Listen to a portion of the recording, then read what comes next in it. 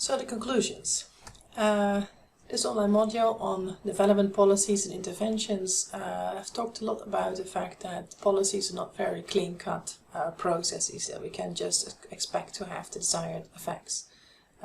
We started off by saying there was some protest around the SDGs, but we also showed via the governmentality and assemblages lens that things are actually rather messy in practice. So there's a lot of stuff happening that is within or outside the policy process, and we should take these really into account if we want to understand how implementation works and if or not it achieves the desired results. Related to that is the topic of citizens' participation. That builds on the governmentality idea that says as long as you address the interests of people, you will get the change of behavior. But that citizens' participation showed that participation is quite exclusive and difficult to achieve. And that we might need to reconsider in whose interest we are actually implementing policies. So if you want to combine all these three topics together of today, we would start off with the practice of global community in the interests of states and people leading to a change in behavior, which is the governmentality perspective.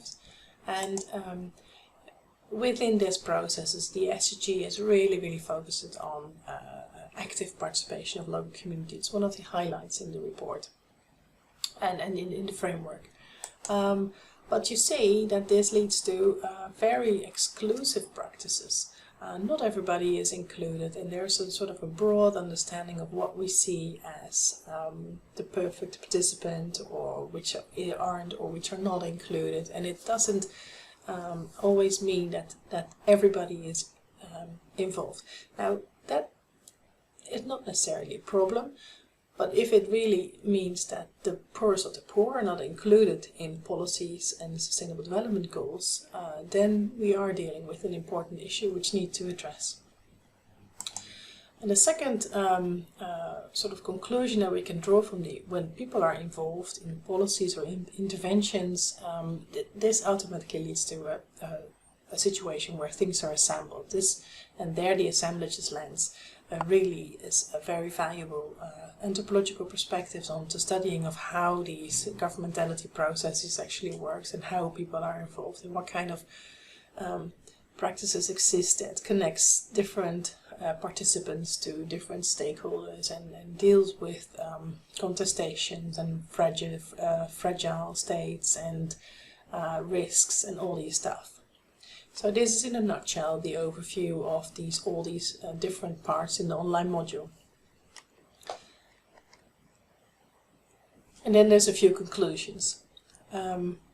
So what I really want you to remember from this is that policy interventions are often based on a will to improve.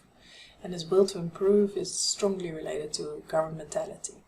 And if you want to read a little bit more about it, please go back to the beginning of the article of Tanya Murray where she talks about this.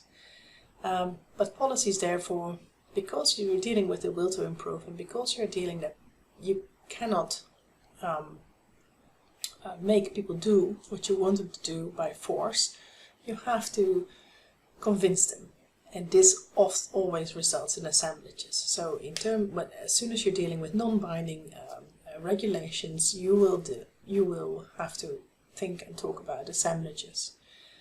But what it also needs to do is to radically change the role of local communities in policies and interventions, because we still stay on the same pathway, if you can say so, into saying, okay, we need to include the community and we need to represent their interest, but it's really almost impossible to define all the interests and what you see, and this is where the article of Wheeler and Howard comes in.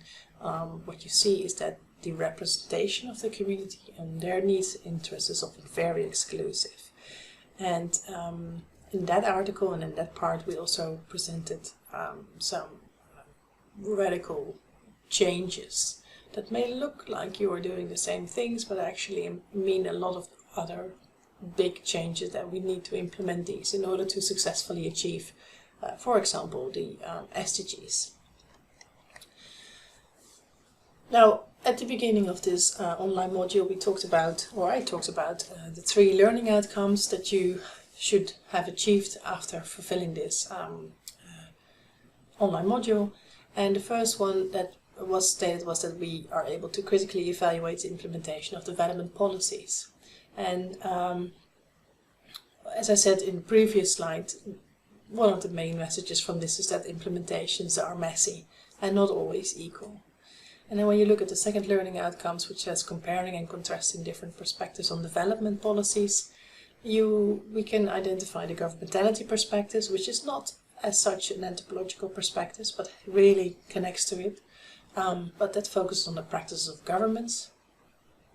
You have the assemblages lens, which focuses on the how questions of governance and really looks at agency. This is a truly anthropological perspective. And then you have the critical community development approach from the citizens' participation literature that looks at the participation of communities and what is equal or not or unequal about it. And then the third learning outcomes is about analyzing the value of anthropological perspectives on development, policies and interventions. And the value of anthropological perspectives is that it really has a lot of attention for this messiness of policies implementation. And you may wonder whether that's value, but I think it's you cannot assume that things will go as they are planned to go, especially in local contexts and especially dealing with very vulnerable people. So the attention for the messiness, I think,